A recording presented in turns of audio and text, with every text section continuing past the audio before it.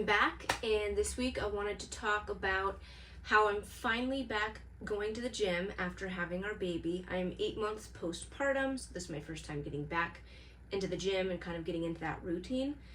We had her last May, and she's just been, I breastfeed her, and so she's always needing me. She doesn't really take a bottle, so that's kind of been a more difficult way of actually being able to get back in sooner. I had intentions of going back to the gym, I think about like 8 weeks after I had her, but it was just not working out. And so it waited, but it's okay. I'm really excited to start getting back in. I'm sore, which makes me really happy. I think that's one of my favorite parts about going to the gym is the next day when you feel sore. It motivates me to keep going. But last year, I've not always been a gym goer. I was going a lot prior to COVID, and then after that hit, man, it just threw me so out of my routine. And then after my third baby, which I had in 2022, I ended up getting a pelvic organ prolapse. I'm not sure if a lot of you know what that is, but I ended up getting that, 2 different types. And so when I got that, my doctor and my physical therapist both said, do not lift anything more than 20 pounds. And I tell you what, when you go a long time, well, one, if you don't know a lot about it, it's kind of a scary thing to get diagnosed with. At least for me it was. And I really did take their advice to heart, and I didn't lift anything more than 20 pounds for a long time. I want to say maybe about 2 years actually. And it made me so weak. I was the heaviest I had ever been, and I was the weakest I had ever been. And so after we got pregnant with our 4th baby, I was like, you know what? I can't keep doing this. If I'm having a 4th baby, I've got to get stronger, because it was getting difficult to pick up our 2-year-old at that point, which obviously at that point she's over the 20 pounds. But I just wanted to get more fit, and I really missed having strength just to lift stupid little things, a big pack of water bottles or whatever. So anyways, so we started going to the gym. This was when I was pregnant with our 4th. This would have been last year, so 2025, I want to say January through like March, April timeframe. When we first started going, I could only lift on some of the machines about 20 pounds. And by the time I stopped going, because I was getting so close to our due date, I was able to start lifting up to 40 pounds. And so just having that progress, and I know to the world of like bodybuilders and those influencers that always go into the gym, that doesn't seem like probably a lot of progress. But for me, that was huge progress. I was seeing improvements for the first time in my prolapse, and because I was going to physical therapy too, and I never really saw any significant difference or improvements until I started going to the gym. And I was like, well, there's something here. They're telling me not to lift more than 20 pounds, but I finally said screw it and just started lifting that much, and that's when I started seeing the improvements. So that's just what worked for me. Well, after I had her and I had to stop going, sorry, I can hear my kids. But anyways, after I stopped going and we had her, I did notice that the weakness started coming back, because obviously you're not working out your muscles.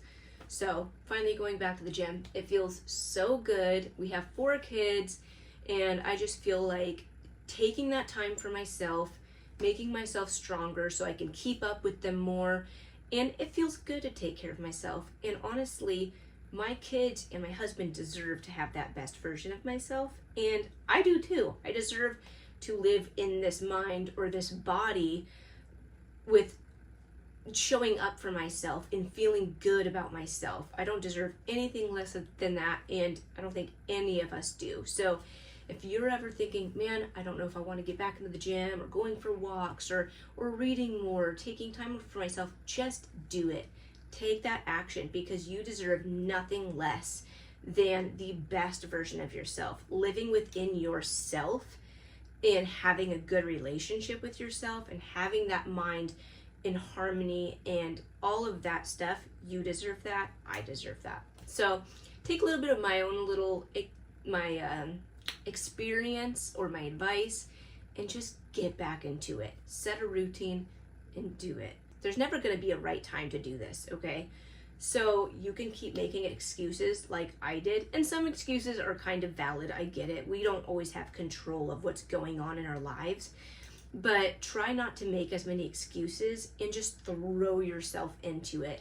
Throw yourself outside of your comfort zone. If you have a hard time coming up with motivation or building up that inner fire in yourself to make these changes, the only thing I can really say is just throw yourself outside of your comfort zone. I know it's going to sound drastic. Take a cold shower. If you have snow where you are right now, get in a swimsuit, go lay in the snow. Make yourself feel uncomfortable. Get outside of your habit. So instead of having coffee every morning, try a big glass of lemon water. If you're used to parking on one side of the parking lot, try parking in a different spot, whether that's at your gym, your work, or your favorite store. If you sit in one spot on your sofa every night or at the dinner table, you sit in the same chair, switch it around.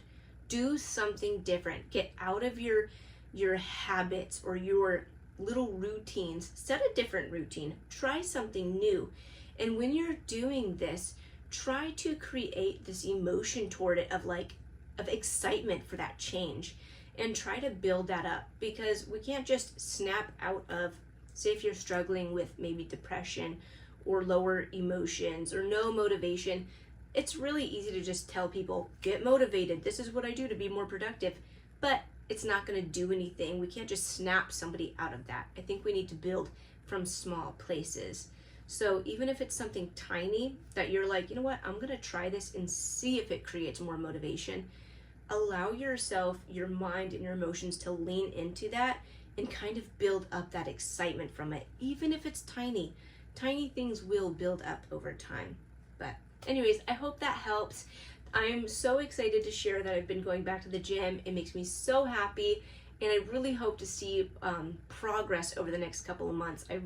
I have some goals physically that I really want to achieve. I want to be able to run, not get tired, go hiking.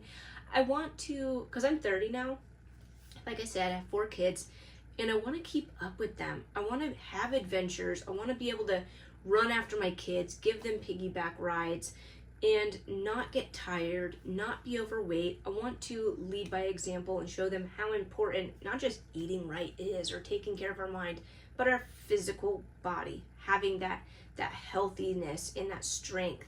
I also have other goals of, first off, I need to get more flexible. But if you've ever heard of, I believe it's called a dragon squat, I really want to try that. I want to learn how to do that and achieve that. There's another one too, but I can't think of the name. But anyways, I hope you enjoyed this video, and yeah, I'll see you next time.